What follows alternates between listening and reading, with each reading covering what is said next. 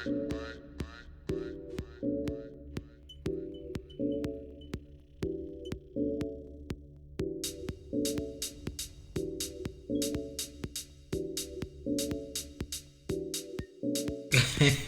up, everyone? This is Radic The Myth, Hi everyone, I'm Winnie, and you're watching Analogue Culture. Tango.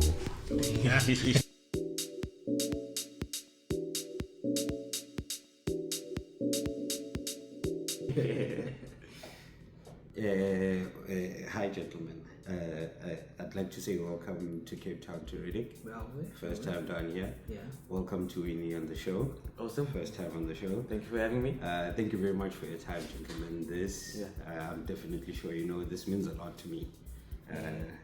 Having people as famous as you in my house.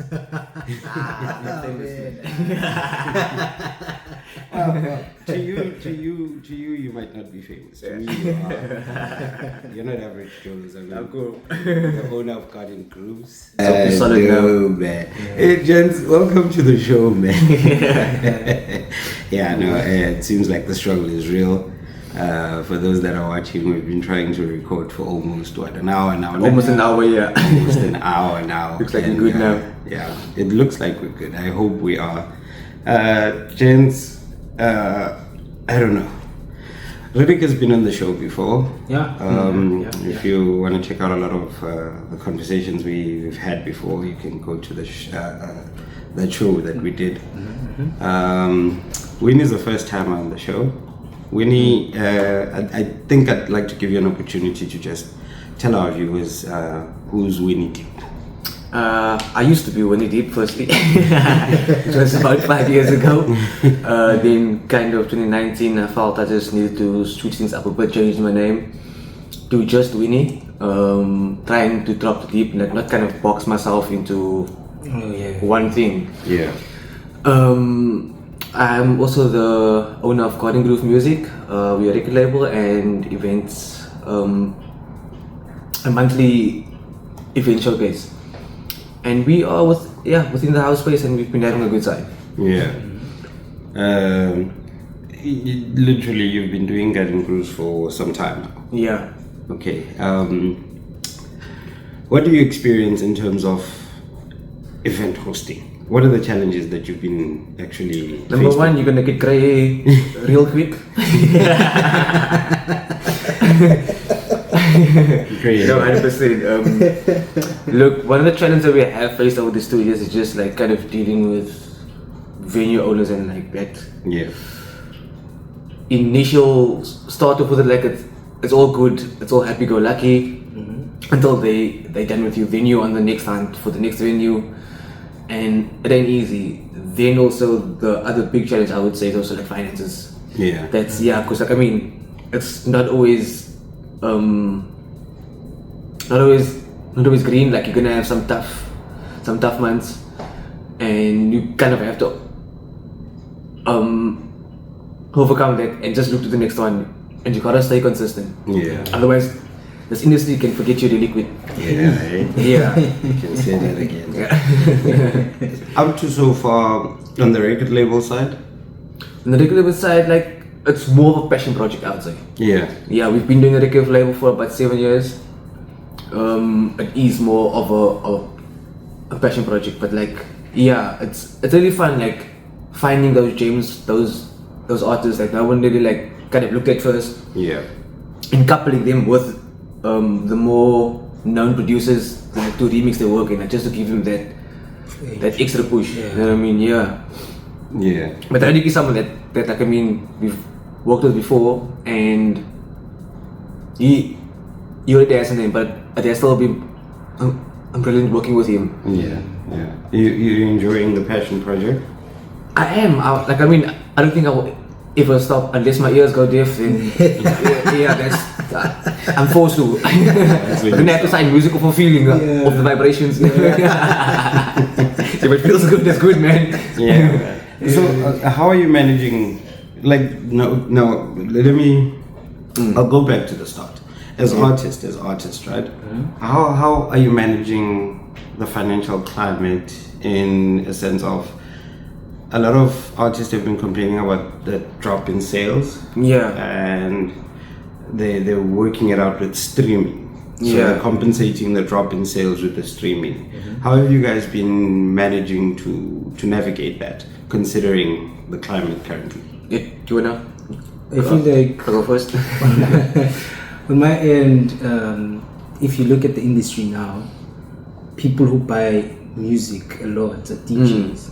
Yeah. DJs, yeah. Yeah, so whenever I produce, I target them first before the audience. Yeah. Because once you generate, or once you have Yeah. a solid fan base, you're basically selling anything. Yeah. And revenue comes from, these days, revenue you get from streaming Yeah. more than you do from sales. Yeah. So to up your sales, you need to be in touch with DJs, communicate more with them, push your stuff harder than you've been. Yeah. That's what I've been doing. So I saw a market in UK since I started the A&R job with Shaolin's Never Sleep. Yeah. And I've been reaching out to a lot of guys that side. I reached out to Funky Foot, and she has a very small good community in Twitch. I'm always on Twitch, man. Always watching all these shows. I linked up also with Paul Tibbets. He's also from UK. He has a show on the Deep Radio. So yeah, man. Yeah. With the reaching out to more DJs, my sales have been going up, and also working with good labels, man. Yeah, of course. Yeah, there are labels that automatically they have sales. Yeah. So It's a given. Yeah, that boosted as well. Yeah. On your side? On our side, like, as I've mentioned to him, like we've had this discussion, like we don't really like focus too hard, or we're not disappointed by like if we're not making that amount of sales, because like for me, I look at it like you're barely gonna make any money from streams, and as we mentioned off camera earlier on, unless you're hitting 1 million streams per track, like you're not really getting much from it. Yeah. So our time and our effort goes more towards the event side of things. Yeah. And coming back to it, the label side is more of a passion project. Yeah. So not gonna like really throw money at it, like to make up a purpose. Like I mean, the comeback is not that great. Yeah. It's a sore spot. It's a slippery slope. Because I tend to look at how your American musicians do track releases. Yeah. They'll release a track, they'll go on tour, or they'll release an album. Yeah. Go on tour for the album and generate as much as they possibly can, come back, refresh, then do another project and do the same thing. That allows for, how do I put it? Like the revenue grows in that aspect. Yeah. Because literally, if you're going to travel from Cape Town right through to Egypt, performing, and then come back home, refresh, redo another album, and go back. That would allow you to generate a whole year's worth of salary for you, your team, funding of the tour itself, and a whole lot of things, right? And then that builds up. But when you look at our industry, I'm kind of like missing that gap there. You know, where an artist will then sit in studio, create an album, and then decide, okay, I'm taking the album out on tour. Not a lot's doing it, eh? Yeah, there are some who are doing it, and for me, I learned from that, especially sculptured music. He does that. Yeah. So I took it from him. I was like, oh, okay, this is another way to push music other than sitting at home. And pushing it via the like he even does like the merch bundled with that, which is a really cool idea. It's really cool. So we learn, man. We live, we learn. We live, we learn. There's a lot of ways you can push your music, but it's nicer to engage with the audience. I think that's the purpose of it all. If you speak on a radio, you get positive criticism, 100%. You get 10 out of 10 ratings from your listeners. So it's good. I think I would like to sit Noeli to get to understand that part of. You know, I think the more we share and have these kind of conversations on screen, and people that cannot really access you guys or access Willie himself can literally just get a bit of knowledge of understanding as to how do you keep yourselves in the current I don't like using the term relevant because I think everybody's relevant every time. How do you keep yourself in the now and in the current with so many artists coming back into the game? Not coming back, but being in the game. And then there's new artists that are brewing and coming up and releasing music. I would say like I don't really put any pressure on myself to like do things to stay relevant. I do what I like. If people mess with it, they mess with it. I just do my thing, like, you know. There's no pressure. Like even like in the fishing yesterday, I was like, bruh, I have no pressure to release music. I have no pressure to play every weekend. If I do, I'm happy, and I just enjoy what I do. On my end, it's simple. My sound is my sound. Nobody else is doing my sound. So I cannot be under pressure in any form of pressure. The only pressure I have is the one that I put up on myself. And that's the quality over quantity thing. I'd rather I'm growing, man, on a daily. I actually love that about me, is that I'm growing and my sound is becoming more crisp. So since it's something not everybody can do, only I can do, man, there's no pressure. I just need to keep building, keep growing it, more quality over quantity. So that's how it's working out with me. It makes perfect sense, man. It makes perfect sense. How do you guys do your marketing, firstly for your music, and secondly, before I get there, how do you get an A&R job, by the way? Let's just be confirm an A&R job is you're the guy who's receiving all of the music that's coming into a record label. You listen and choose what suits the label, and then you put forward. Please explain to me how you get an A&R job as an individual. Okay, so this thing, it's a thing of I wanted to start to have my own shop someday, but to do that I need experience somehow. So I was like, okay, which avenue can I explore? I was like, man, I have a good ear in music. So why not start there and build from there? So I started going online, searching about the A&R thing. And funny thing is, Kid Funk now announces that he's A&R for Defected. So I was like, oh, okay, this move is possible. Because he was initially A&R for Soul King at some point. So I was like, okay, cool, let me look into it. While I was looking into it, I meet this guy called Ron Hedbeck. He's from the UK. So he just started, I didn't know at the time that he started a record label. I just loved his sound, I loved his music. So I was like, it'd be cool to meet this guy. And he was also looking at my profile. So he loved my music. That's how we met. I did a remix for him. Whispers, one of my biggest tracks this year. And then we just started talking. He did video call. We do a lot of video calls. We check in every Friday. We speak about things. So I was like, hey, what's going on? Where are we going to release the track Whispers? He was like, nah, I have my own record label, but it's small. I do it for mainly for the passion. I was like, man, how about I become A&R? And then I gave him a contact list. I was like, these are the people I have access to, and they don't mind receiving music. They love it. I have people in UK, I have people in SA. So seeing that most of the people who reach out to you via Instagram are from SA, it'd be nice to have a guy in SA to introduce yourself, right? So we did that. 2 weeks passed and then we spoke. I was like, he actually came back to me. He's like, yo, dude, I went through half your contact list. I love it. Gentlemen, I have to apologize and I'll apologize again. We were on the question of how does one become an A&R for a record label? If you put it that way, me, I got lucky. I found a person who had just started a record label. We linked up, we loved each other's sound, made a remix. By the way, his name is Ron Hedbeck from the UK. I made a remix for him called Whispers, one of my biggest tracks this year. And from there, we just took it from there. Started speaking, video calling each other. We check in every Friday. So I was like, nah, man, can I do A&R? Because at the end of the day, I have a contact list. Not just in SA, but abroad as well. Mainly in UK. So it was good for a UK-based label.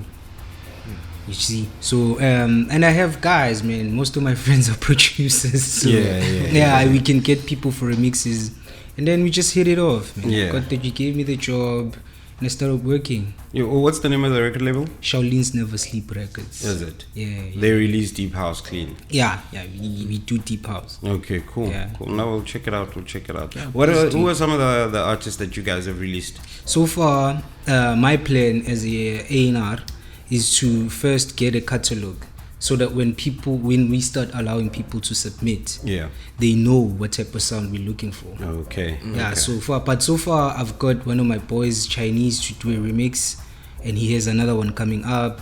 Yeah. And there's a guy I'm working with from MP, I think, called Patrick Kele. Yeah. He has a few releases abroad as well. Okay. We're still trying to squeeze him in, but most definitely gonna work with the chap. Yeah, man, nice. Winnie, do you have A&R for Cutting Groove? Yeah, so it's myself that does a lot of it, and then Mr. TIB as well. Yeah. So we work together basically. What goes into selecting an artist on both instances? What goes into choosing artists? Yeah, for us, firstly, like, they have to package the music well, like sounding well. Yeah. Because otherwise, like, if it's not sounding great, we will still help you. Find what the best parts of that song is and highlight that. What to work with until it's a track ready for release. Okay. Yeah. Okay. And then again, a question we also ask ourselves, like, when we get demos, is this artist very different, like, in their space, like, with what they do? Because if you go through our catalog, none of the stuff really sounds the same. Yeah. We want each release to live in its own light. Yeah. So are you different? Like, are you standing next to everything else? What's happening in the scene? Yeah. That's a very important thing for us as well. Okay. Cool. Yeah. Same thing on your end. Basically the same thing, man. Basically the same thing, but with me, there is a certain sound that we'd like to keep, because we more on a deep house and dub. Since the mayor Ron Hedbeck does a lot of dub, so we do need guys that do dub, the dark side, right? So we also explore in deep house. That's where I come in. That's what I'm pushing. I'm trying to push, like, the deep house side of it. He's pushing the darker side of it. Okay. So that's how we work it out. But being mostly everything you said. Yeah. How do you guys navigate the influx of music in the industry? Like, there's a lot of songs that come out. A lot of music comes out per week, per month. How do you navigate the influx as your labels stand out, or the music that you want out there to stand out? I understand the concept of no pressure, but literally, like, there's gems that you need to dig for, right? Now, how do you guys tend to stand out in the industry, and what tools are you using to make sure that you stand out? I think it's basically just that thing that I've said now. It's like finding those ones that are very much not sounding like the rest, or like where the popular sound is. So it's mainly that same thing comes into play, basically, like for us at least. Because I mean, if you're sounding like everyone else, you're just gonna be brushed under the carpet. You swallowing yourself, basically. And the feel as well. The feeling we get from listening to the track. The feeling. It's about the feeling, man. If we're gonna say it's passion based, I need to feel something when I listen to music. You need to touch me somewhere, so that I know that, okay, there's a certain audience that I reach, that I touch with my sound within the record label, right? So if you're capable of maintaining the same feeling that I'm giving to the audience, then we're good to go. You can reach my numbers, maybe surpass me even. So that's good, man. That's good. How are you guys making sure that your numbers look good on your stream sites, basically? What I'm trying to ask here is, what are your marketing strategies as artists currently? I just use my social media. Your social media? Okay. As an artist, like, with my stuff, I just use my social media, basically. Because again, coming back to the conversation of earlier on, of, like, not really putting a pressure on myself to have those things that everyone's chasing. This is my passion. I'm gonna put my music out there. If it resonates with you as a listener, I'm happy. Man. Yeah, it's the same for me, man. It's the same for me. I use social media a lot. We also use what you call these things? Playlist platforms. Yeah, they seem to be working out well, man. Yeah, we use playlist platforms. We pay for the bar to get playlists. What do they call the site? I keep forgetting the name. There's a site you can use. It's called Submit Hub. Yeah, you can use it. It's for Spotify. So you just submit your track there. Hope the playlisters love your song. If they love it, they put it on a playlist. At least it gets listeners as well. Yeah. So we use that as well. For what's your target monthly in terms of how much money you okay, let's not let me not attach. I'm gonna attach fictitious figures, so as then maybe you can give me an idea as to how much streams does one then have to look at. Like for instance, I think cost of living now per household is sitting at about 30-40k. For you to say you're surviving, you're going to be able to pay rent, travel to work and back, or do your job basically, and literally just survive. You're looking at an average of about 40k. In terms of streams, for one to reach that level of comfortability, how much streams are you looking at? Quite a lot. You're gonna have to, like, if you need that, bro, like that laugh. And each of your tracks has to hit that X amount. It has to reach numbers. Because streaming pay is next to nothing. We did the search earlier on. It's a 0.0.0. It's like literally 0.057 of a cent. Per stream. So you're gonna have to bag some streams, bro. Like, Is social media working for that aspect in terms of making sure that I think social media has helped people reach the numbers. audience much better. So then that would actually translate over to numbers. But then what platforms pay for per stream is not really good. So you have to kind of like find triple the people to to survive. Literally, this music business is kind of a slap a bit, or is it just me that figures it that, like, it tends to become a passion project more so than a career that's supposed to a viable source of income, basically. How do you guys navigate? Okay, I understand you do events, right? You get bookings. That also covers the cost of living side of things. What else is there that you guys are doing that literally just helps in that aspect? Besides the label stuff, it's our event stuff. I am also a mastering engineer for a couple labels. Oh, nice. And then what else is there? We're also looking into doing some merch for Garden Groove. Okay. I mean, we did already. We did two designs. We're starting our third one now. We're actually busy with it now. This is merch designs. Okay. Like merchandise for the label. Like your t-shirts, your caps, whatever.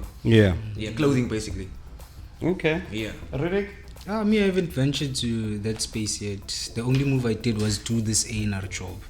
So it's music, gigs, then A&R that I used to get paid, man. But it's still a lot of it is still passion based, man. It's still passion based because I'm still trying to get my name out there.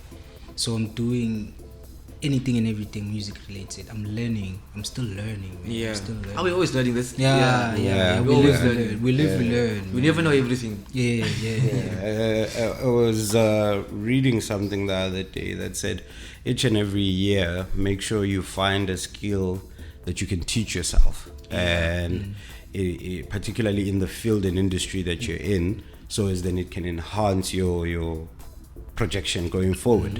Like this year you've learned how to master playing keyboard, for instance. Next year you learn how to play a flute.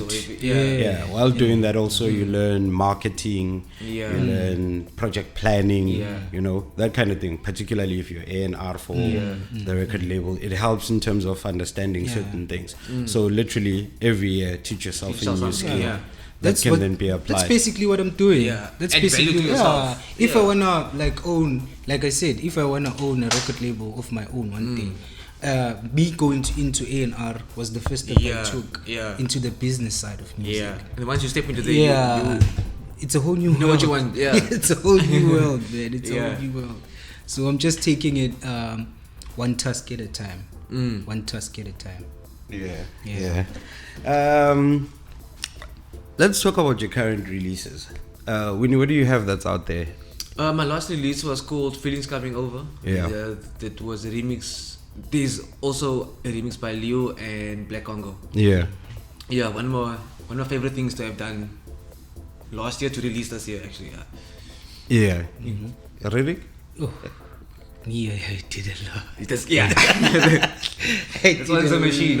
He's been working. I did a lot, man. I did a lot. I did a lot of I did collaboration work with Ron Hedberg, so that, like I said, so that artists that want to submit music to us know what kind of sound we're looking for. Yeah. So I've been throughout the entire year, I have a lot of projects lined up with Ron Hedberg.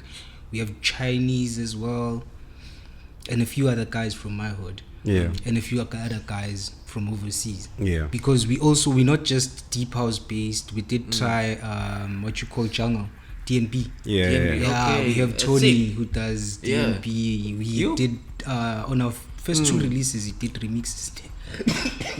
Yeah. Excuse me. So he did 2 remixes there, and then I have music coming out in New York. Can't really say much about that for now.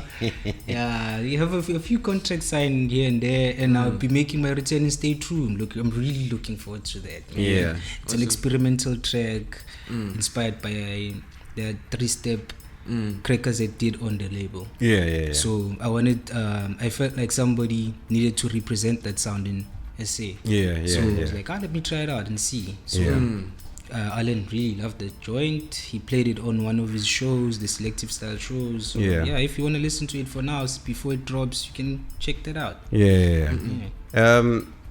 What is your guys' process in terms of making tracks?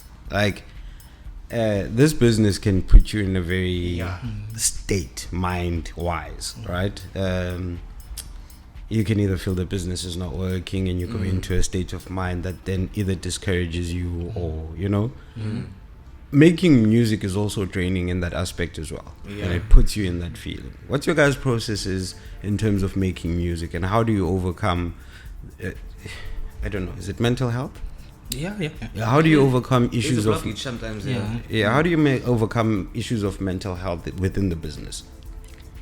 It's tough, bro. Like, was yesterday we had the conversation, me and you, about like after my last album, it literally drained me of like, I don't want to say my creativity, but like, I didn't want to almost write music after that. Or like, I couldn't. I was just struggling because I felt like I didn't reach that level again. Yeah. So like with original music, I was really struggling. Yeah. And then literally only dropped 1 original or like 2 original after that in like 3 years. But then on my remixing side, like that's what actually helped me, because I can bang a remix in a day and I can feel it, and that kind of got me through those moments, those tough spots. Yeah. So like, if not for those remixes, I wouldn't have done anything. Yeah. Or like released music for like 3 years. Or original music I wouldn't have released. So you kind of have to just keep busy, keep trying to do certain things just to get yourself through. Because you're gonna find your groove again. And you might lose it again, but you will also again find it again. Like, you just have to keep going, man. True. I forced myself into a break. There was a point in time where it was really depressing because I felt like it wasn't taking me anywhere. Because now I was watching it, my peers, they were doing bigger things than I was, man. So 2023, I was like, nope, cutting this thing down. But I never stopped making music. That's what I love about me. And then that's when I stopped doing research about other artists and their thought process and started to understand my own thought process. So I did research on my music, and then that's when I started seeing what my music was like. And then I started learning. So now I really have a blockage. Yeah. It's a thing of I get excited when I find a new sound. I get really excited. So if this thing, I'm self-taught, by the way. So being self-taught allows you to find sounds every day so long you're looking. So there are days where I won't be producing. I'll just be looking for sounds. Okay, like spend the entire week looking for sounds, and I know that other week I'm gonna produce. But before I produce, I take time off. Listen to my role models, listen to what's new, and then have a few ideas here and there, and then I get back to work. Because when I do that, I'm hungry now to produce. And I get things done. I get things done when I'm in that mode. So that's how I survive lately. Are you guys producing in a sense of making albums, or are you making just EPs? I've got a follow-up question to that. When it comes to albums. Again, like for the past 3 years, I haven't like thought about putting another album together, because like I just don't know where I'm gonna go with it also. Because like I don't have one specific sound or one style of house music that I do. It's a lot of different influences, and like I opened up my project and it's a blank canvas. There's no template. I just go for it. Whatever I'm feeling that day, I'm gonna run with that. So I'll have to think about it. I mean, like in the sense of, would I put another album out? Like I don't even know. Who knows what the future holds? Really? Me, I do so much. I do so much music. Probably got 4 albums produced already. I do so much music. I'm actually working on one. I'm working on one. After releasing Peaches and Teddy Bears, I was like, that was such a good project, but I didn't push it at that time. I wasn't in a correct mind state. It's a story for another day. But I was like, I didn't do this album enough justice. I got what I wanted from it, but I didn't do it enough justice. Now that I have learned a whole lot of things, I started working on one, and I must say it's sounding crisp. It's sounding crisp. It's only a matter of 3 tracks, then I'm done, and I'm doing it no features again. Oh, and by the way, I did drop one 2024, early 2024, and it's got me my very first interview with Natty Nice, and he's been jamming my music ever since. But it wasn't a house-based thing. I felt like there were certain emotions I felt from getting out of depression and coming back to life that I felt, you know what, you need to let them out. I don't want to talk about it, but I want to say something about it in some other way. So I made for the dealers, for the vibe dealers, it was more of a bossa, chill hop, broken beat album, and I was so inspired, man. I go to Bandcamp on a daily to listen to that project. It inspires me. I wanted to say, from Peaches and Teddy Bears, funny enough, I did pick that up. You've got that alternative side to you when making music, just like this guy who does the sound that sounds like a boom pap. T-Ila. Is it T-Ila? I'll remember his name. He's one of, like, I've got mixtapes that I opened up with his tracks, you know. Where is he from? Joburg. If it's not Frank Apollo, it has to be Cap Juice. Between the two, those are the other 2 guys I know besides T-Ila. No, I'll remember and I'll tell you what's his name. Like I picked that up from you. You've got that different type of vibe, but also it also came together because the last time we spoke, you had explained, Uguchi, your background comes from a hip-hop concept, right? And also not just your average hip-hop, but your J Dilla style, right? And then you can see the process of making music, which it does fit into that style. And literally I could feel the bossa in the sound, your alternative sound. Jesus, Radic has got this thing, man. And then I picked up something that you did with Jimster now on FreeRange. I've been banging that track like for a minute because it's got that soulful vibe feel on it, right? How did the relationship with Jimster come about? Through the A&R process. Through the A&R process, I sent music to Matt. Matt spoke to the label, and then from there he said Jimster will reach you. 2 weeks went by, Jimster came back to me, and we've been cool ever since. But I feel like what solidified that was me meeting him. Yeah. Yeah, it was I'll never forget that day for so long as I live, man. Meeting your role model on your birthday, have him wish you happy birthday, man. Yeah, that was awesome. Yeah, man. That was awesome. So yeah, man. And speaking on Summer Solstice, the track, originally the track was a bossa track. If you listen to it, the original tempo was 109. Yeah. So it had that bossa feel. But I was like, nah, man, I can do more with this, because I felt at the time, I felt like if I do it as a bossa thing, it's gonna like sit below the belt. So now I wanted it to be out there. So when I was sending stuff to FreeRange, I included it. So he was like, the track is solid, we're changing nothing. What we're gonna do is I'm gonna add keys. Oh man, I was shocked. I didn't know what to say. It was like, we need to give it that Ron Trent type of feel. And Ron Trent is also one of my role models, man. So I was like, no man, go for it. And then he did the keys, put on the synths, the Vox, and then he sent it over. He sent it over as my track. I was like, we can't do that, man. Already it has, for me, I listen to him every day, man. So already it had that Jim stuff. Put your name on it. It's like, you sure? It's like, put your name on it. It's a feature at this point. So that's how we made that collab happen, man. That's actually a dope feel, man. Having to work with one of the people that inspires you in terms of music. Yo, man. It's really dope, man. It's really dope. Big things are going on. It's a check in the box. That, this is one of the achievements I've wanted. It's bucket list things, bro. Winnie, do you have a person like that you would like to work with? Like an artist that you would I would love to work with. There was, which I've worked with already. So I'm a big fan of Liu's music and like his way that he puts things together and like his sound design.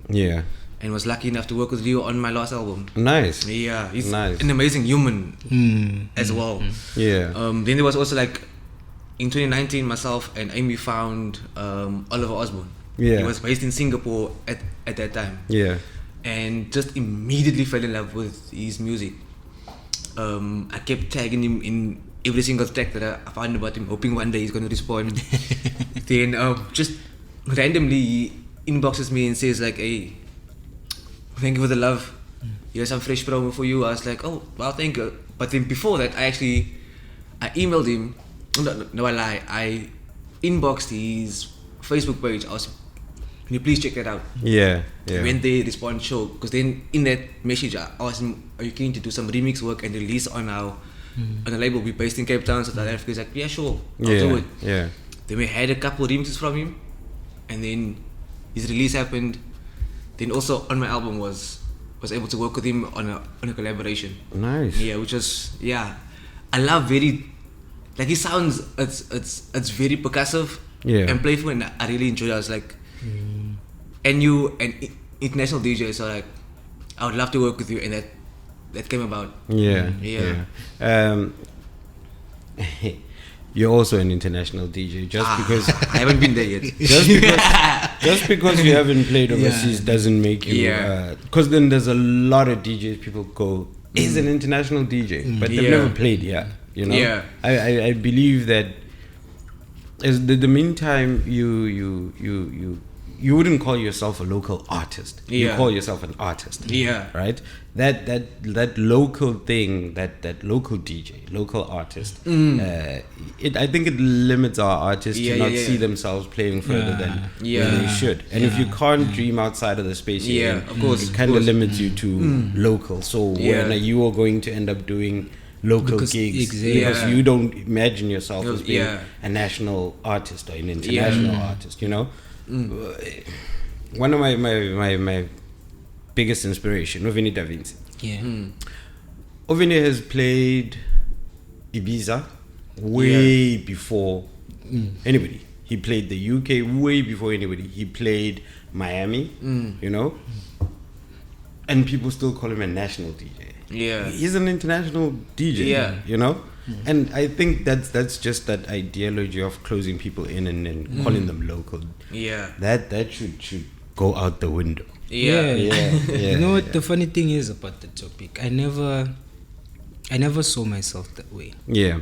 And people who never met me, who just knew the music, they always assumed that this guy with this name is not from SA. Yeah. So I just kept it going and going and going, because now I felt like in this music thing, you can't just limit your music to one specific place, man. Yeah. You need to think bigger. You need to think, compete at the world stage if you see it as competition. You see, but however way you feel about it, but see it at the world stage, man. It gets better because you get to learn a lot of things. But if you view yourself as a local artist, you end up boxing yourself in, not just you and your performances, but you and your sound as well. You end up sounding locally. You end up producing for a specific market. Well, you can go bigger, man. You can. Yes, you might not get to overseas yet, but your music can. Your music can, of course. You know, dude, Nam, we're looking at Kid Funk. Kid Funk is now A&R for Defected. That's big. That's huge. That's huge. That move was life changing, man. It was life changing. I got what I loved about that, when he announced it on social media, when you go through the comments, a lot of people didn't know what A&R was until he went to Defected. That's when people started seeing the bigger picture. And I love that about that move. What I loved is that it opened our minds. Most of us. It showed us the other side of music, that it's not only about the performances and stuff. There's a lot you can do within the industry. There's a lot of ways you can contribute. So that's what I love. That's what I love, man. That's what I love seeing. Progress, man. I'm not an enemy of progress. No matter how small or big it is. So I mean, kudos to him for that. In my personal aspect, for him doing that now, he's opened up another stage for deep house music that is made in South Africa. He's opened up another gap, because I can literally tell you now, there's been a lot of people making music for years, but they don't know how to crack that market, right? Because there's no access and direction to that market. Now imagine having, there's a guy who's got music on Nervous Records, right? Two of them. One is Jude Brown. I think it's Nervous. Is it Nervous? No, man, not Jude. It's Deep Aztec on Nervous. Aztec has got a Nervous. Doesn't Jude have something on Nervous? Jude has got a lot of music out there. I just does have something on Salted, if not Noise music. Noise. Like Noise, all of the disco. If you go through the disco labels overseas, you always find Jude Brown stuff on there. You know, Benny Ninjas as well. Do you know the first time someone was asked me about Jude Brown, but at the time he was on the Brownie. They thought he's a German producer. He thought he's a German producer. He had to rectify that, funny enough, to say no. I just did a name change. Right, but I am the Brownie. I was like, dude, I've always thought you were from overseas. And I've always thought the Brownie is from overseas, because a lot of your stuff came through to my hands. At that stage, I'm listening to Tilly Van Sien. I'm listening to a heck of a lot of stuff that's coming from disco labels out there, and then your name pops up. But now having to know that it's you, it changes the vision. Your sound is different. It's different. And there's a new kid now on the block called Kubos, I think it's called, from Val, I think, if I'm not mistaken. I know the What's name. The name? I know the Kubos. name. Kubos. Yeah, Kubos. I'll get it right and post it. He does disco. There's very few people that are doing disco, and it's a great sound, you know, and it's very much amazing for that to happen. Now having W.NN.E Defected says, now all of the Stay True artists can now produce and push music that direction and have it released internationally to come back here at home. You know, and then you that then puts the people up on stage. It does, definitely does. 100%. Definitely does, man. Definitely does. It's a contribution, a huge one at that. It is. A huge one at that. And if you're a producer and about the sound, It broadens and it sharpens your way of thinking. Yeah, it should, man. You should change your sound a bit to reach a more audience, because now if you look at it that way, like I said, it's forcing you to compete at a world stage. Now you're not just running the race with local guys. You are now running the race internationally, and it's cool, it's fun. If you look at it that way, I don't want to lie, it's fun, it's challenging. Me, I like a challenge when it comes to music, but everything else in life, no, I don't like challenges. Because currently I believe one of the most biggest genre that's coming out of South Africa is Amapiano. It's known everywhere. It's global. The biggest. So they don't focus on the other genres that are around. You know, your R&B artist, your neo soul artist, your deep house artist in South Africa. They're not noticed as much as Amapiano. I've been trying to decipher that thing for months now. Trying to figure out who's doing their PR work to push the concept and brand of Amapiano more than all the other genres. You know, you've got artists Abafana no Lira. Lira has performed world stages, right? She's the only one in South Africa that I know that has done so much work in that aspect. I'm still looking to see. We've got artists like Monetizing Janchis currently. He belongs on international stage. You know, the same stages that Umam Sibongile Khumalo was on. He belongs on those stages. So I'm trying to decipher that who's the cat behind the marketing for that piano and how. You know? I feel like for them it's mostly the fans. The TikTok challenges.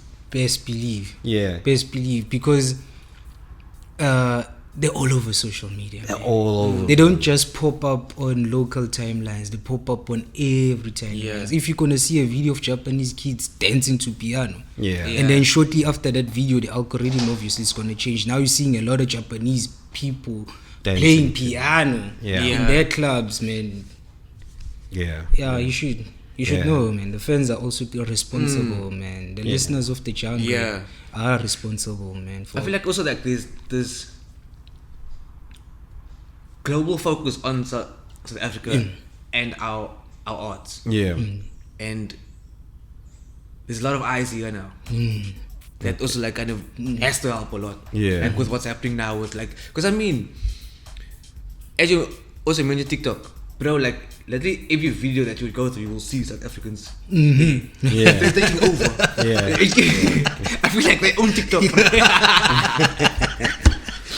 We're everywhere now. Online, bro. We're everywhere now. I can't. There is something about TikTok that kind of disturbed me. I was told that they only just included something called stems on TikTok. Have you seen it? I've seen the name like on your left hand side of on the top screen. So you've got your discovery, your FYY page, your live, and then there's something called stems. Stems is basically literally like channels that push educational content. Literally only. That's what stems is about. The Chinese side of your TikTok has always been that. None of this dancing, none of this music, none of this gossip, none of this. What we have is something else. We got people that can make memes about anything. They can literally take these voiceovers and have 3 different niggas sitting there and have conversations. We're creative like that. We're creative like that. We're a country of entertainers. I do sometimes feel that the amount of that tends to cluster people from seeing certain things that might literally enhance your life, you know? And then you'll find a lot of these people that want to say you can do jobs from home, but they lead to a Telegram thingy where you get scammed, like all of that jazz. But there literally is a different side to the TikTok of it where it shows you stamps.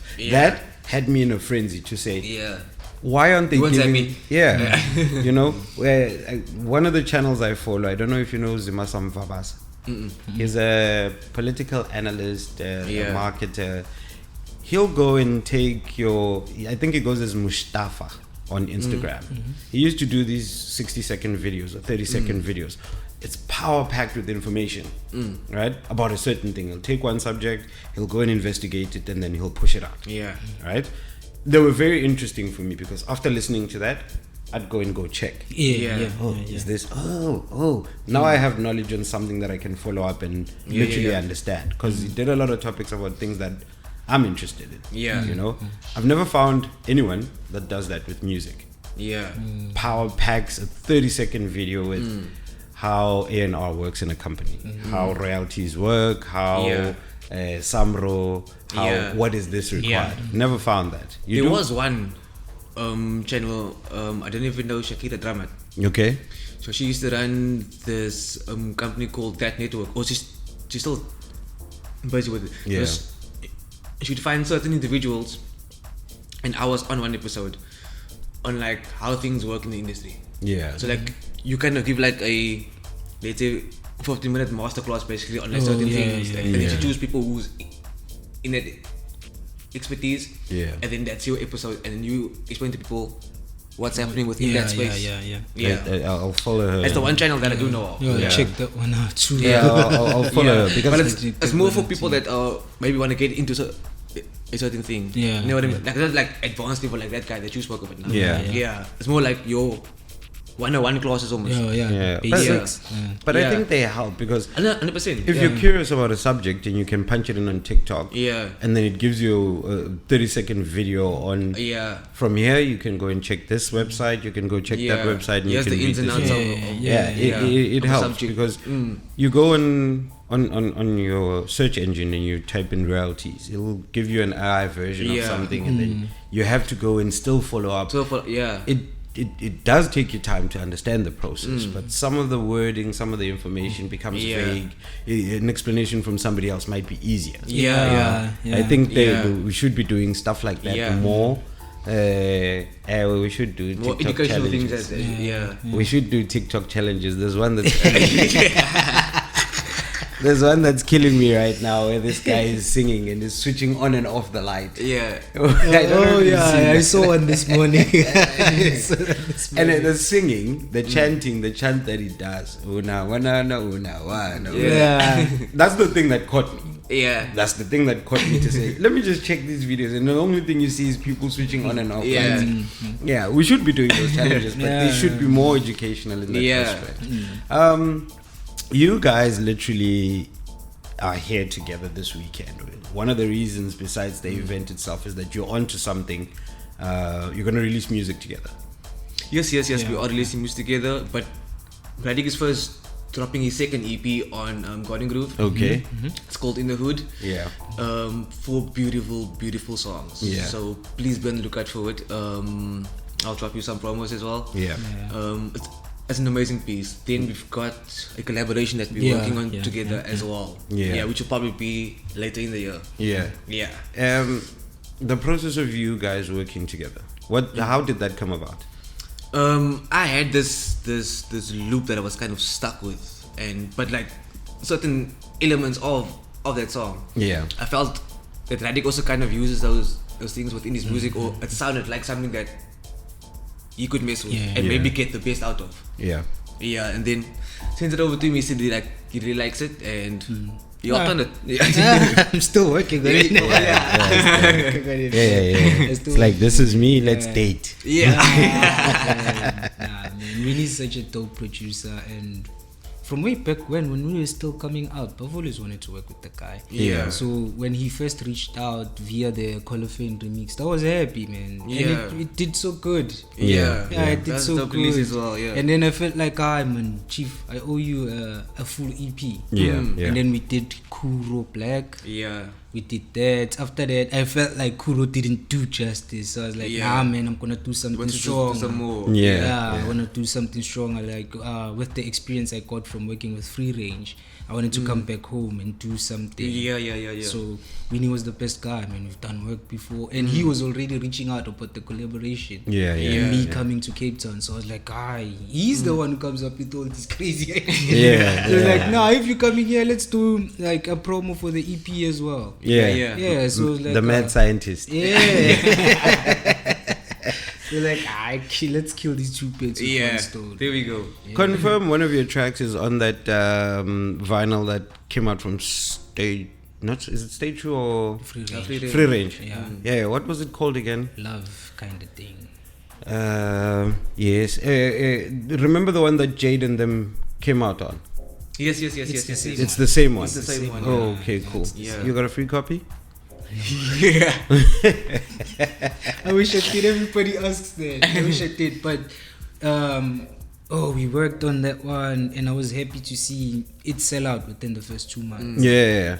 We were happy to see that K-Soul and the other gents, Jade as well. Yeah, man, it was nice. I was looking for it by Mr. Vinyl. By the time I got to find somebody who was gonna answer me, I was like, "Hey, dude, we're out." Yeah. So I asked Jade for his, and I was like, "Never in a million years."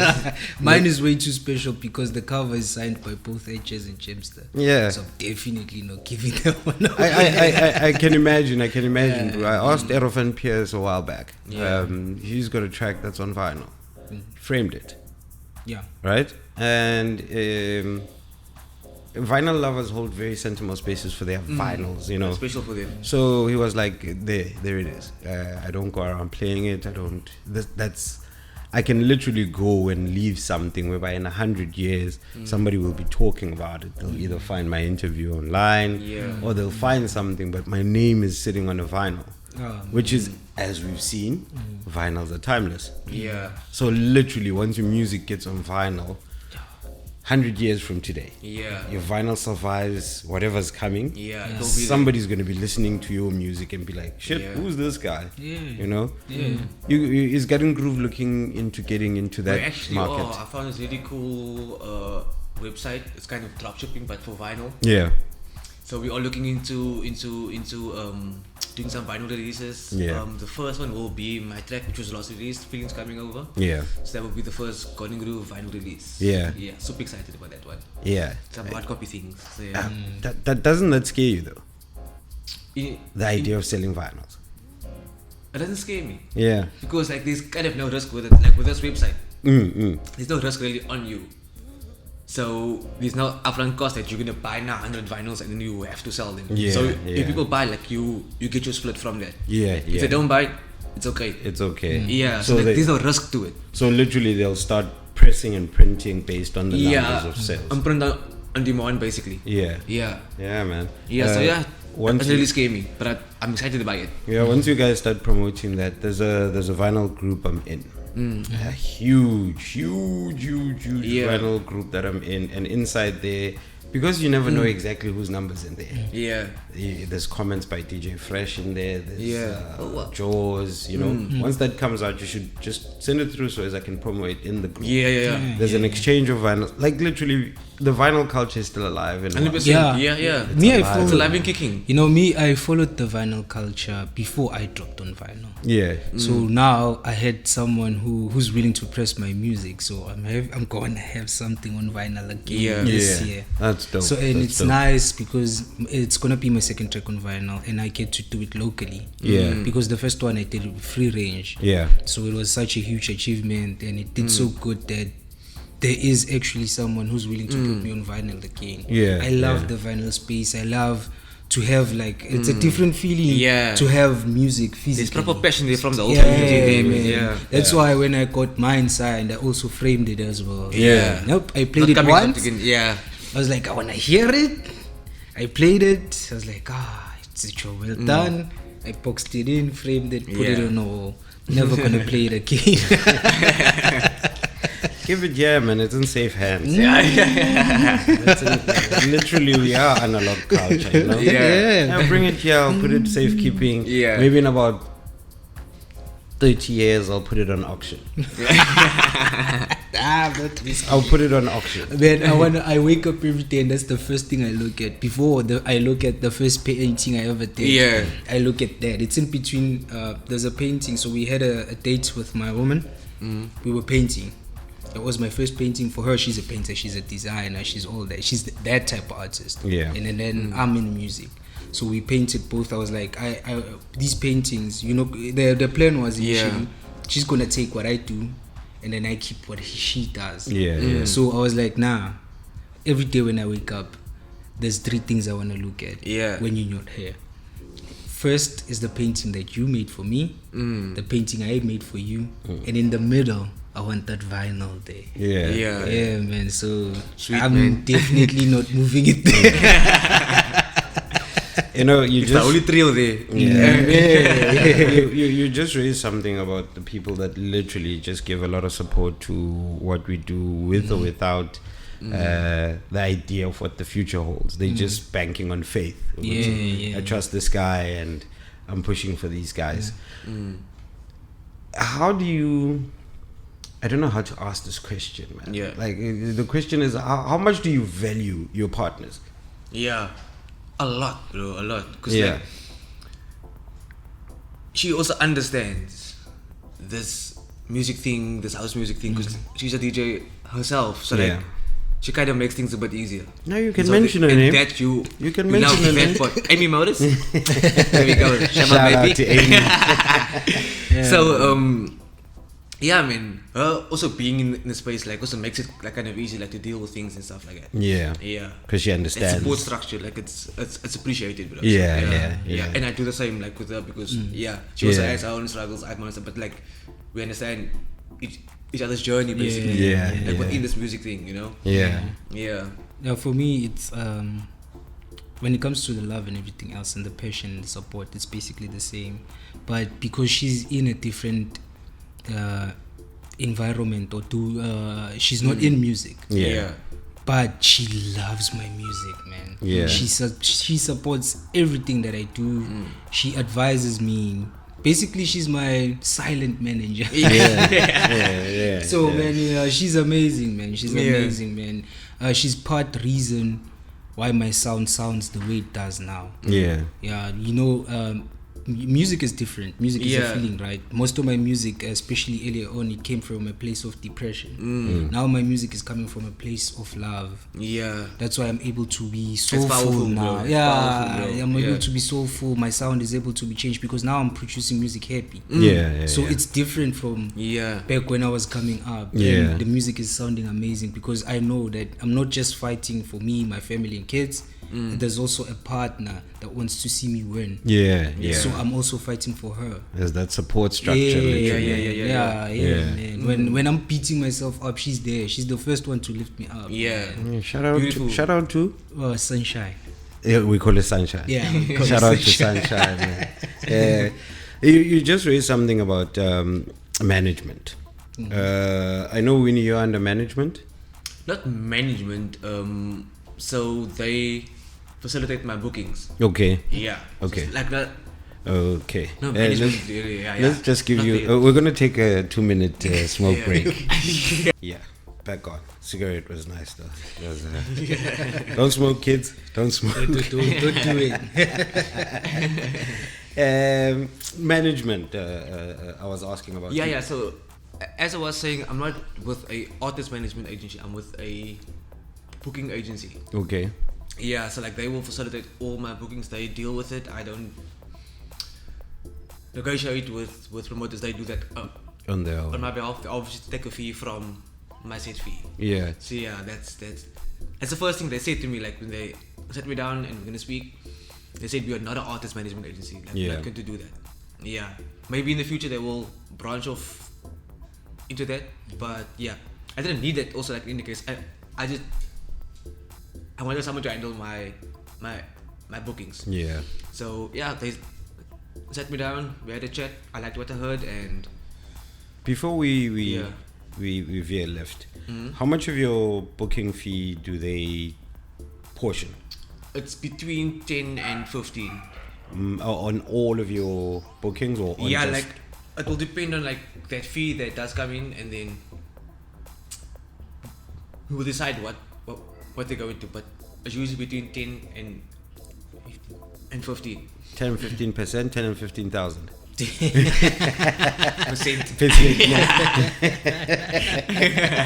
We never know, dude.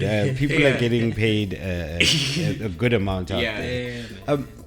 Radic, do you have management? No, actually, after conversations I had, I feel like Cape Town was a time for learning. I learned a lot about a lot of things. So it's before I take any decisions, I'm not under any management. Yeah. But before I take any decisions concerning management and a agency, being represented by an agency, I want to do my research first.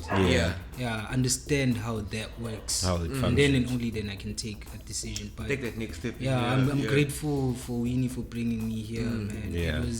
The trip was nothing but educational, about a whole lot of things music wise. And I actually love how guys think this side, man, how these guys work hard for this thing. It's I slept smiling the entire time. You know that moment. The entire time, man. So man, it was nice landing here. It was nice playing here. Man, very educational. That's very educational.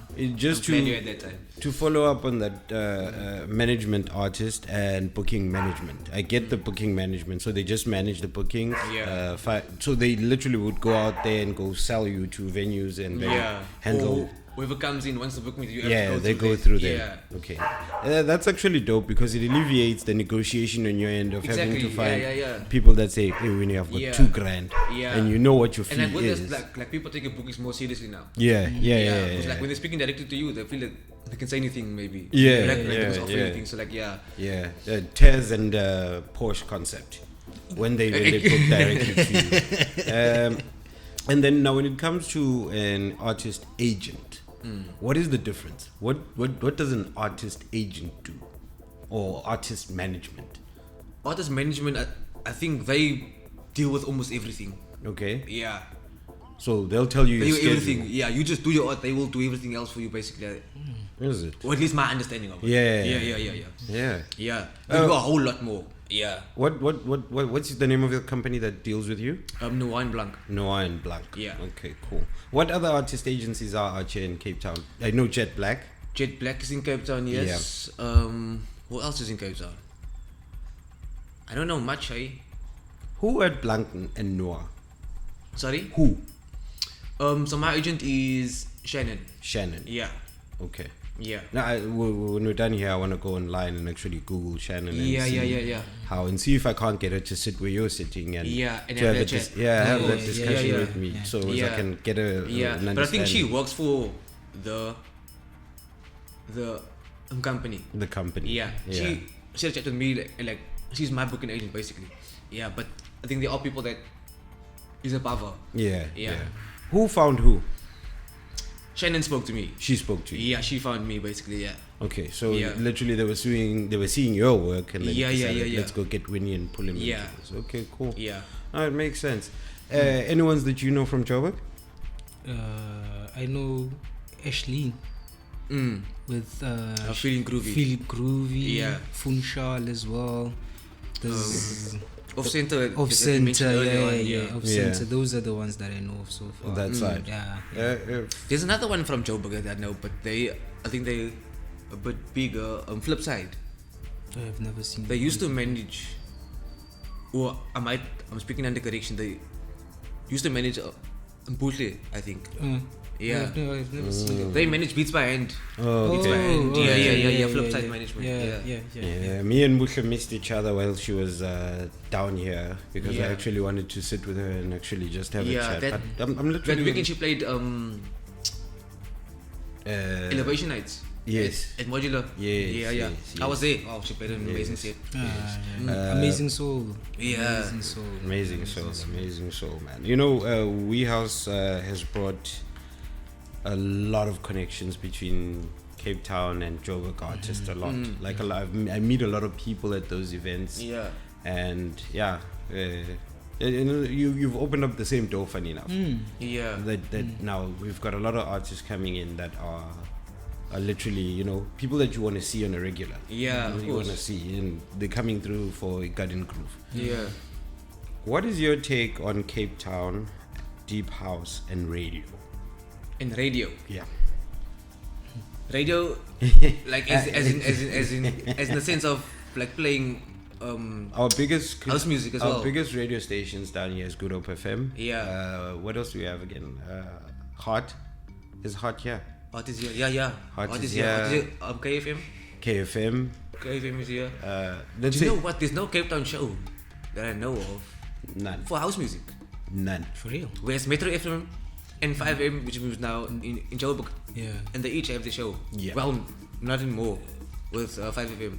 Yeah. I don't know if they're gonna bring one back. There's Vow as well. We have Bruno Soul on and Brian Corner of Black. Soul, Yeah. What you mean? 5FM, we've got 99 on Sunday. Yeah, but it's not anymore. It's not anymore. Guys.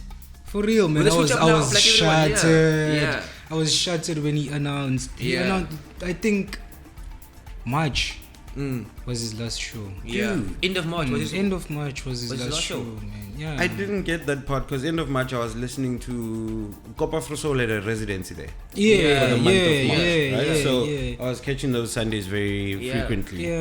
I didn't get the part where he said it was his last show. That was the last one. The one where the guests were Cop Afro Soul. Who else? Who's this guy? Dope producer. Luca Music. Okay, yeah. I think Man of Lemon as well was there. Is it? Yeah, I think Man of Lemon was there as well. So the show's gone. It's just It's gone. gone, man. I was shattered. I don't wanna lie. I'm still heartbroken. Yo, hot man. But salute to You know, National. this is sad. This is sad. Here in Cape Town, we had Usevem Solo and Freedom Flex doing Push Radio. Yeah. They were religious. They were religious. You know, Monday through to Friday, you're catching them between 4 and 6. Dope show. Yeah. Right? And I think they also picked up from, I can't remember who was before them, but it was literally a show that was dedicated to deep house. It was dedicated to local producers, local DJs, local in a sense of in Cape Town for a radio community show, right? Then we had Dino on Good Hope, who opened up the doors to a major number of DJs. Dude, you're making music? Come through. Yeah. Let's play music on the airways. Let's have you pushing. But after Dino, no one. I don't know. Another house show. No way. No one. Which is so sad. That's sad, man. That's why I figured I should ask this question with you as a label in Cape Town. This is leading up to saying you guys are registered with Samra, right? As an artist, I'm registered. So I'm assuming all of your artists are also registered with Samra. They have to do that by themselves. So we wouldn't know whether they are or not, but they would have artists, to. you have to do that by yourself. Now, obviously, then as a label to assist. If there's a platform where you can push people's music into the radios, you would. We used to have something like that. It was a radio station called The Other Radio. So we used to have a show called The Garden Room on The Other Radio, which was every last Thursday or every second Thursday. And we used to push a lot of Garden Group stuff in there. We have also do interviews on there with artists which are coming through Garden Group. Which I really miss it. So we all trying to look at ways like how we can bring that back, maybe on our own platform and our own channels. But I mean, if I could get a slot on an actual radio station, that would be better. Be so dope. Look at it in this way. Not everybody has access to internet. Not everybody has access to internet every single minute. Right? Which is if it was that easy. I think a lot of people would then be accessing YouTube everywhere. They'd be accessing, you know. So there is still those people that still listen to radio, that follow radio religiously. I'll tell you right now. I know here in Cape Town, a lot of the radio stations play a lot of R&B. You know, it makes it difficult for me to listen to radio. So if I tune in, you might find I'm listening online. I'm listening to Kaya FM. I'm online checking out what the dudes at YFM are doing. You know, online listening to podcast by Lars. You know, to hear some deep house music. Other than that, I'm on Bandcamp. Track source, listening to tracks, you know, just following through. But there's no station dedicated where I don't literally need to go and search. I'm just listening. Today we have so and so. It was Natty Nice, which still it felt a bit, you know, boxed because it's only on Sundays. What about the rest of the week? You know, and if you look at how everyday people was performing every day, 4 to 6. Between 4 to 6 or 3 to 6. There's a radio show dedicated to deep house music. Yeah. And you know within there's a new DJ from somewhere that's going to come through and play. I'll tell you what that did for people. One, after the DJ plays, he would be asked, what did you just play? Yeah. I just dropped Winnie, I just dropped Radic The Myth, I just dropped Ndo-C, I just dropped. Okay, so, I can go check these artists out. Yeah. With checking the artist out, I can also check their labels and check out the rest of the catalog. Yeah. Okay, cool. The guy that was playing, it's Dave. Yeah. For argument's sake. Dave was playing. Okay, sharp. Who's Dave? Now I can follow through. Who's Dave? Do I like his stuff? Okay, cool. What does he do? Where's he playing? Exactly. It used to give out that thing. Yeah. Look at why this is a fact of note for me. You switch on the radio right now, there's a piano track playing somewhere. Yeah. If you scroll through the channels on radio, there's a piano track playing somewhere. All the music on radio right now, it's on a piano. After the whole entire thing, they'll tell you who's the artist, where is he. Half the discussions are on piano. Yeah. You know? So for me, it says we also need like a small time gap. Yeah. I want to ask somebody in that industry to say, why are you guys not having a deep house show on radio? Yeah. So as I can understand why is that. At some stage it was conversations of numbers. Do you feel that maybe doesn't for the radio? Like that type of questions I would inquire. Because I don't see why we don't have deep house on radio. Yeah. Because it's almost like we don't have a culture around this. Exactly. It's like we don't have a story to speak about this. Exactly. And there's a lot happening here in Cape Town in terms of that scene. Yeah. That the house scene is massive here. Right? It's massive. As it's in bits and pieces everywhere. It's massive. I've never seen the amount of support that your what was just down here now. What they hosted Cabo. There was Gunye here in Cape Town. Gunye was in Cape Town, Zexpan 20 took over the stadium not so long ago. Yeah.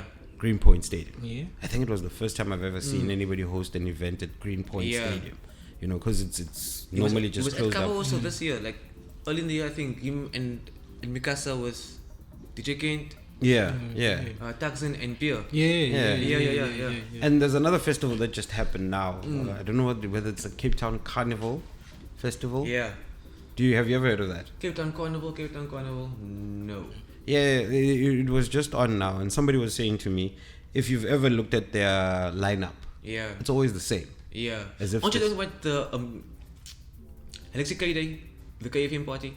I don't know whether it's the KFM party or you know. And I was like, obviously it would be the same people because if I'm literally on radio every day and playing a particular sound, whenever the radio station throws a party, our listeners want to hear this sound because we're driving that ideology to them. So how about giving space nyana, gap nyana for people to play? Even if it's 2 hours in the week, bro. Like something. Man, we need to get something out of it. Yeah. Even if you can check Bruno Sol on Corner of House, when he had Glenzito, he said the exact same things you say.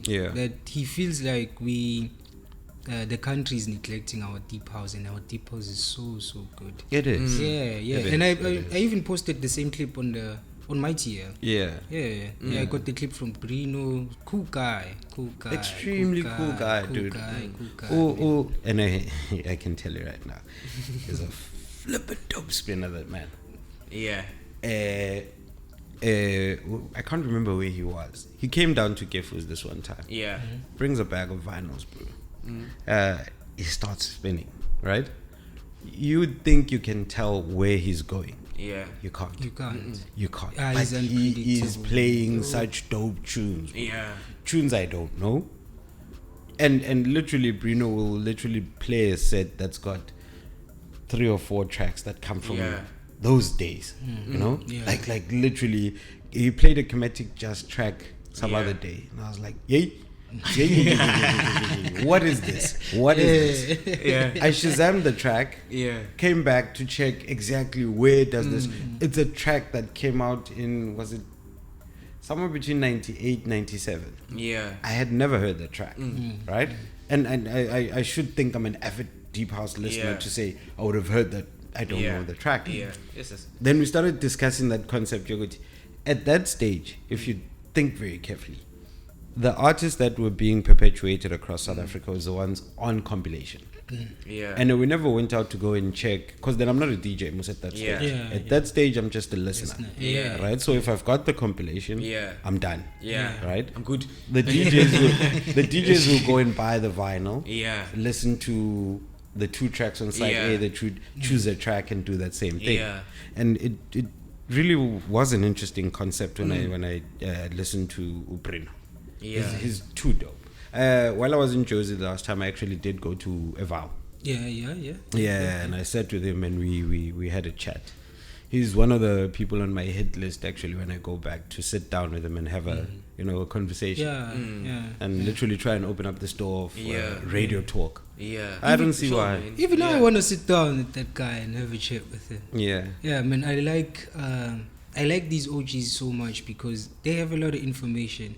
And most of them are willing to give. Exactly. So me as a young gent who's coming up, I'm not just targeting as a producer, by the way, and the DJ. I'm not just targeting people my age group. I'm also targeting them, because now if those guys have done it for so long and are still doing it, it means there's a lot you can learn from them. You see, so me, I love learning, guys. The experiences give you, they pave a nice way for you to understand exactly how to do things.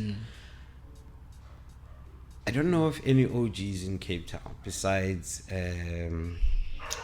who do we put as an OG in Cape Town?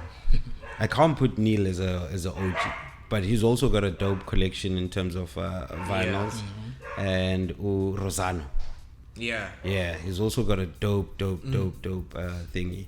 The conversations that you're talking about are some of the stuff that I've spoken to them about. The stories they've told about back in the day, how they hosted parties at warehouse, and now today you see parties being held at warehouses again.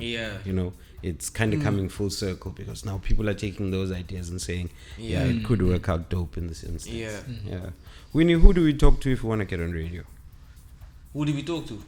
I wouldn't know. Else I would have been on radio. If I knew, I knew.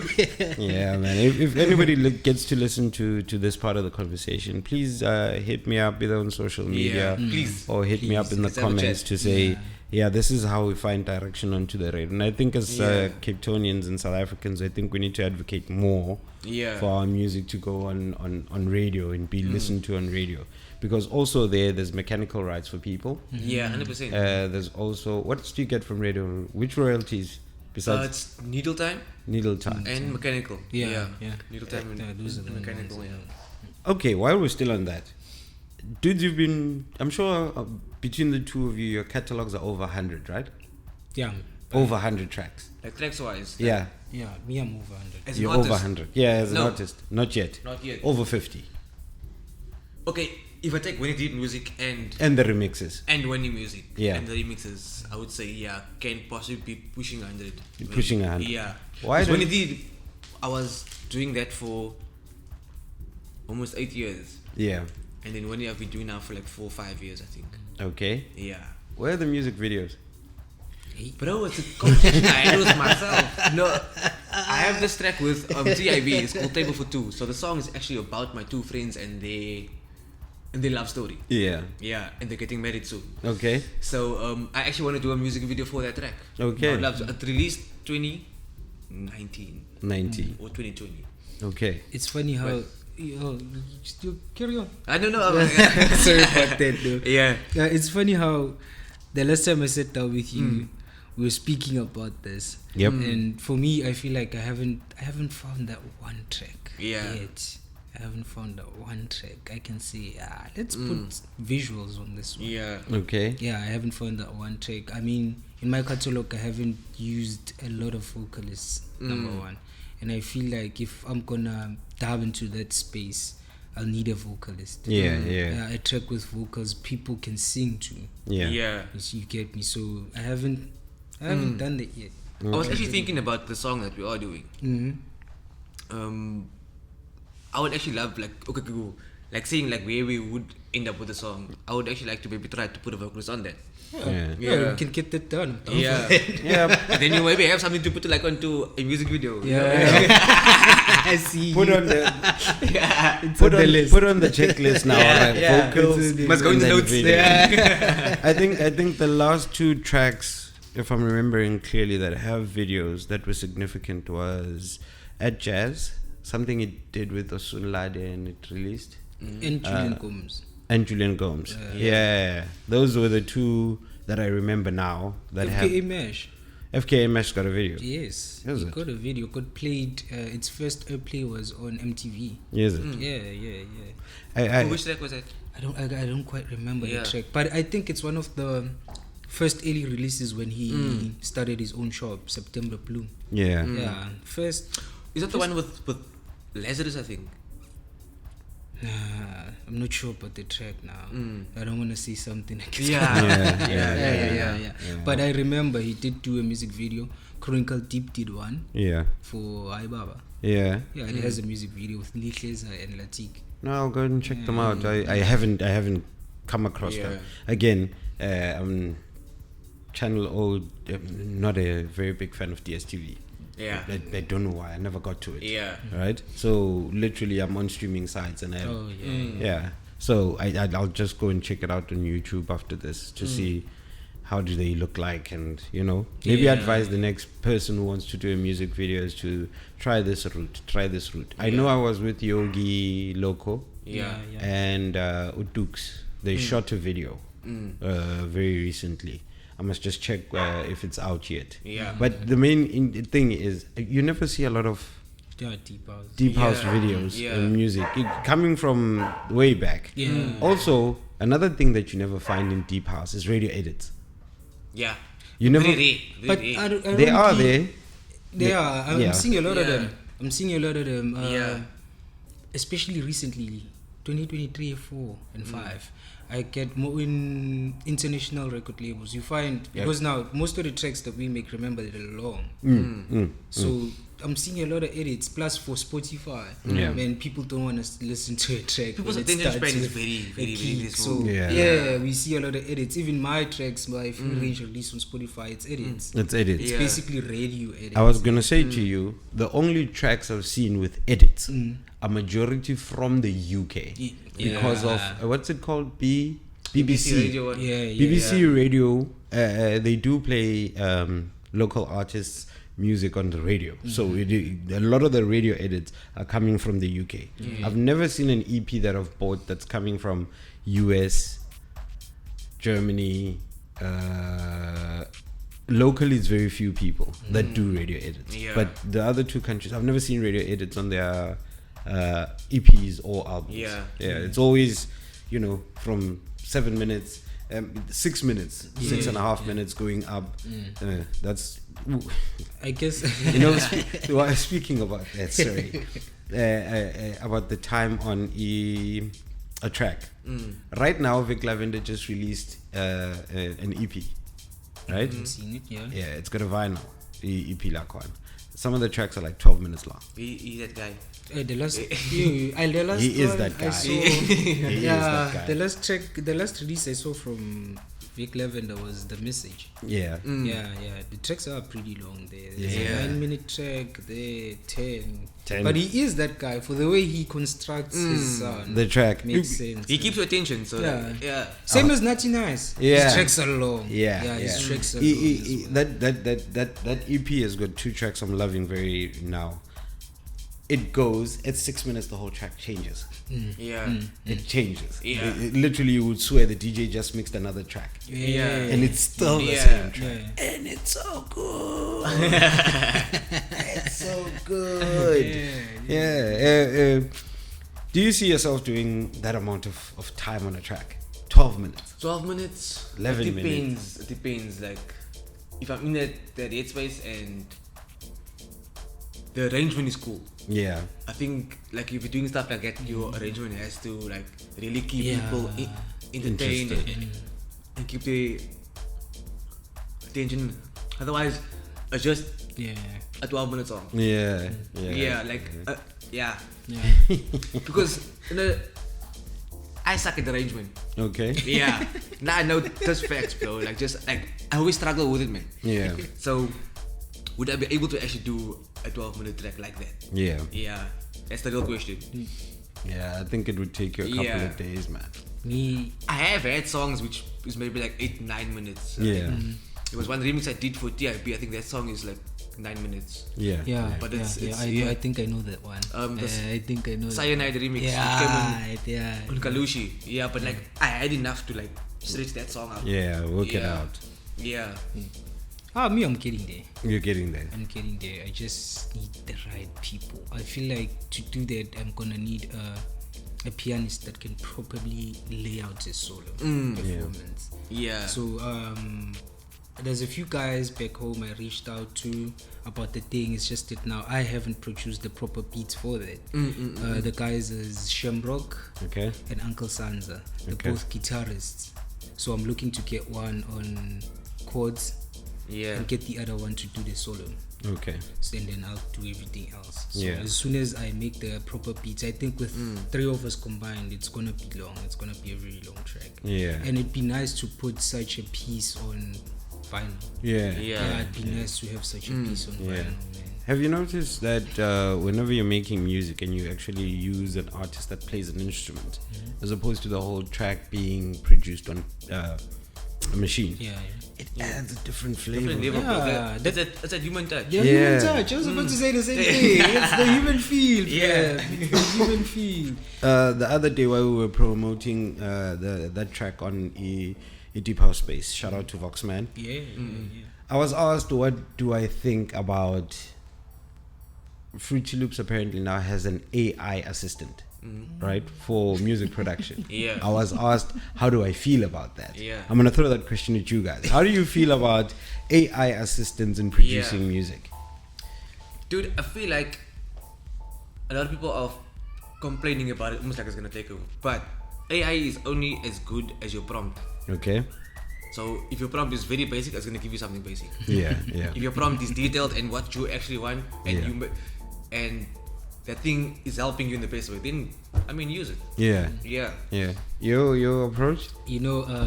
This is going to be the second time this year that I answered a question, because I did a 15-question interview with FreeRange when I was promoting the release. They were asking me about the creative process technology and technology.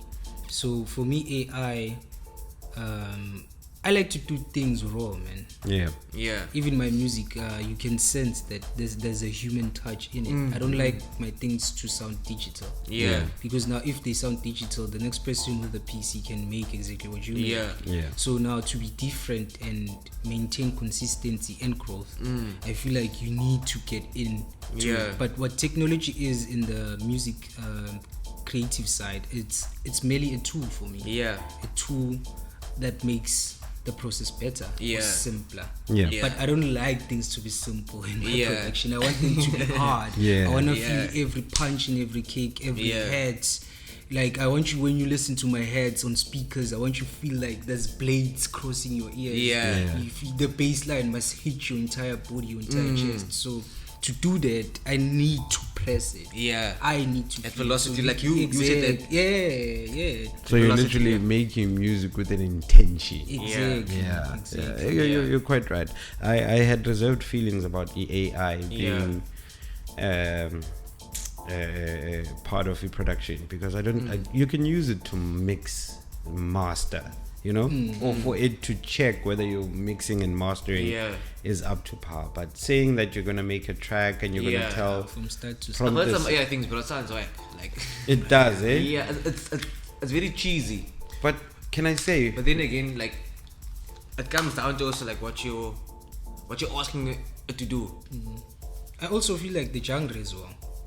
For pop artists, in that space, it's a different story. Yeah, because it's gonna work in that space. Maybe you need to understand you're dealing with a machine. A machine is gonna deal with what's popular. Yeah. So obviously it might not excel in that space, but in our space, man, we are music heads. And we are hardcore about our music. So you can't make something digital. No.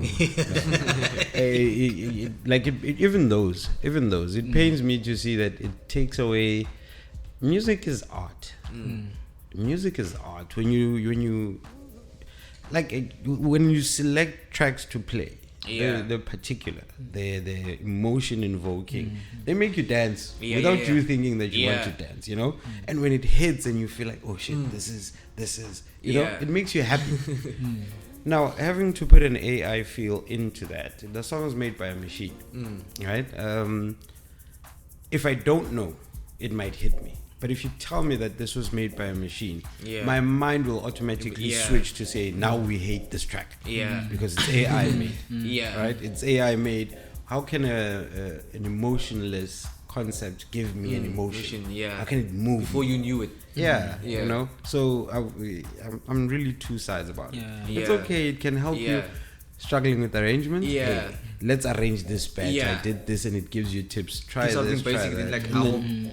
But like refine it basically. You having to say, make me chords that sound like this. It's surrendering that much control. The AI concept still scares me, because I think I watched a lot of Terminators growing up. You still have PTSD. I'm not scared about producers. Because we listen to our people. In the deep house space. I'm more scared of the vocalists. The singing part, it seems like it's getting it right with every upgrade, man, and that's the scary part. That's the scary part. If it can write songs and perform them as well. Hey man, that's a scary part. And we as producers, we like experimenting with voice. Man. We like that. I just watched a movie not so long ago called G20. I saw. Angela, is it Viola Davis? The Woman King. Viola Davis, right? I watched that movie the other day, and they did something very interesting in the movie where they had them read particular captions. Post reading those captions, they took them and put them in a PC, and then they took their picture. Then while you're watching the video, you can see the murmur in the mouth. Right, reflecting the audio. They had changed the audio to say something different. Like I'm sure you've seen the videos of Donald Trump saying nonsense, and it's AI generated. So they generate an AI voice and put it on the video. It sounds like your voice. The picture looks like you, but it's saying something completely that goes against. And I was like, dangerous. This is dangerous. It's extremely dangerous. The system can take my voice and do whatsoever. Like I can plant a bug. I can plant myself, or somebody can plant me in a screen saying, fuck Winnie. I did this, whatever. You get what I mean? No offense, but somebody could plant me saying shit about you. But it wasn't actually you. But like, And how then I have to come to you and say, hey, answer for this, please. But you were like, I never said this. How do I plead my innocence? Your voice is there. Your voice is there. You know? How do you plead your innocence in that aspect? No. I watched a podcast from Jaguar Ride saying the same thing, man. Like, this AI thing is getting out of hand. Very dangerous, especially for people who are popular. Man, it can make or break you, this thing at this point. Man. It can make or break this thing. It can make or break you. I mean, can anybody tell me whether the... Don't judge me, I'm just asking a question. Can anybody tell me that the voice recordings that they're busy pushing out of Puff Daddy and whoever he was having freak-offs with, can you say they're real or not? You see? If you get to court and he says that's not me, that's AI generated, can they prove it? You see? Wait a minute, but aren't there tools to like detect AI? I don't know. I've never seen one. The only ones I know is for ChatGPT is like essays or stuff like that. Yes, I know Like varsities. I know varsities have text. But for voice. For voice, I haven't seen. I don't know. I haven't seen one. I'll actually check that out if they can detect. But that's some scary stuff. Yeah, yeah, it really is, especially stuff. the picture to video ones. Yeah. Those ones and then now they don't just do picture to video. They can take us talking in this podcast and put something totally different. Because the more we speak in platforms, whatever platforms we're using, AI takes whatever word it needs. Yeah, and then it's easy to capture our voices. Yeah. Now you tell me that Terminator stuff won't happen. Huh? Because You're gonna find out, bro. You're gonna find out. Because somebody's gonna ask, dear AI, how do we alleviate poverty in the world? No, kill these people, leave these people. Yeah. We have some Thanos shit happening. Halving the population. Thanos shit happening, and then here we are now. It does scare me because I can't figure it out. Life is not supposed to be straightforward. We're not supposed to know what's going to happen in future. We're supposed to experience every day as live in the present, live in the present and experience and feel stuff. But now this whole entire thing is taking away that. The next thing, there was something crazy I actually watched on I think it was Instagram.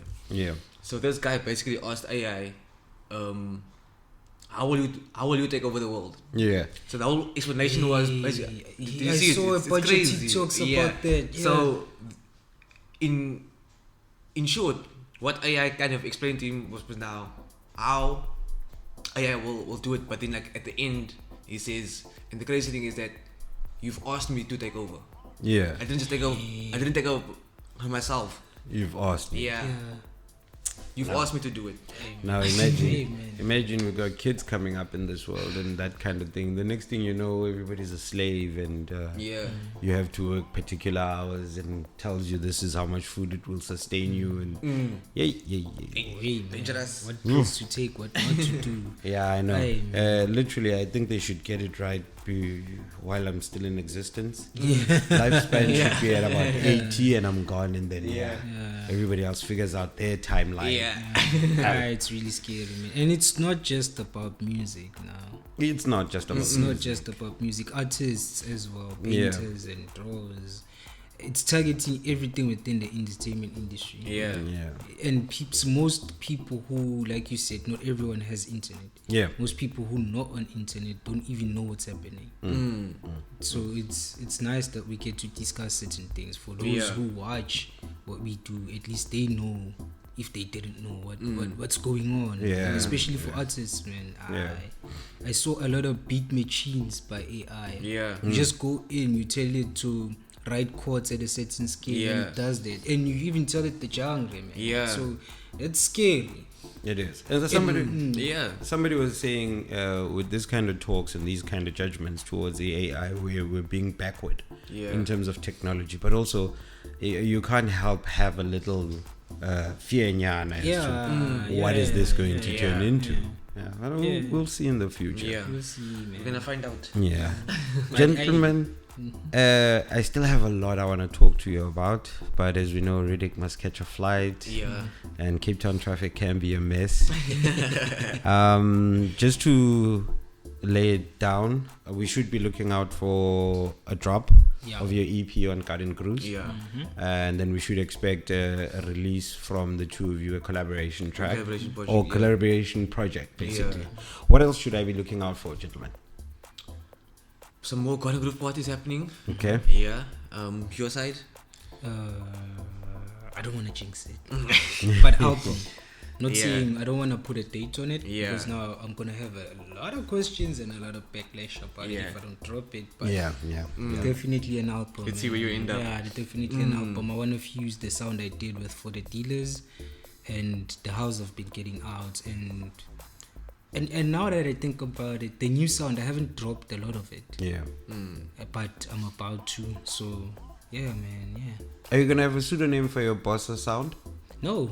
You're still gonna release it? I don't wanna have to do admin for the pseudonym and then do admin for Radic The Myth. Already I'm doing a lot for Radic The Myth. I'm not gonna do it, man.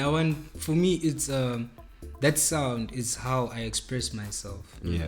Like I said, on 40 Dealers, it was getting out of depression. Yeah. Now that I'm happy, I wanna show and make you listen to how I sound when I'm happy.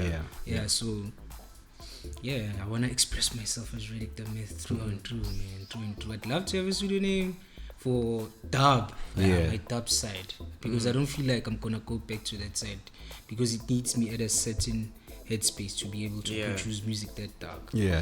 Because now I tried, trust me, people have been requesting me to go back to dub. I'm trying, guys, but I'm way too happy to I'm way too happy, so I'm trying to figure out the approach with the happiness that I have. And then but I've been trying. And by the way, on the dub space, I have a track coming out with W.NN.E from Mexico. Okay. It's a dub track, it's a collaboration, so I'm really working on something. Anything else that we should look out for? Not that I can think of right now. We just hard on our events, so that's where all our energy is going. Alright, cool. So look out for some cool things coming up. Where do we find Garden Groove information and event schedule and Garden Groove music? At Garden Groove Instagram, Garden Groove Music Facebook. We have a website as well, gardengroove.co.za. We're on TikTok as well, but not really much active. Okay. But that's where you can find us online. You, Radic? Radic The Myth. At Radic The Myth everywhere. Yeah, but on Facebook the page is Radic The Myth Dark Lord. Dark Lord being for dub. Yeah, man. So that's pretty much it. Alright, cool beans. Gentlemen, thank you very much for joining me today. I really appreciate it. It's really awesome, man. It's been trying to do this. For me, we finally did what in your CD. And also, I wish you the best fortunes for what you're doing. I just want to say, as a guy who's sitting on my end of the table and watching you, literally, you are part of the group that's literally pushing the industry forward, you know? And I'm literally sure that the older generation that did music back then can literally look at you and said, we did leave a good baton to the people coming behind us because of the amount of work that you're putting into your craft and how it's looking to the outside view, you know? You're doing great. Thank you so much, bro. Appreciate that. You got me in my corner rooting for you and in everything that you do, and I'll always be here to throw stones when it's not going right, and to you know, to clap hands when it's going right. I'll advocate for both. Because, awesome. That's practically a job I'm giving myself, just to preserve this deep culture. I like the fact that you said you'd advocate for both. Because this culture I love to death. Right? The brotherhood in the culture. It's something else, dude. You can meet a deep house head on the floor dancing and bobbing your head to the same thing. And literally you'll go, this is a dope track. It just brings you like a lot of a lot of people I know in the industry, literally majority we met through the music, through the culture of deep house. So I'll always advocate for it, whichever way, whether it makes me look good or bad, but just know it's for love. Thank you very much, sir. Travel safe to Joburg. Hope to see you soon again. Winnie, I'll see you in a couple of days. Please speak to Amy. I will try my best, bro. I will try my best. Ladies and gentlemen, this is Analogue Culture with DJ Ndo-C #pop. Woo!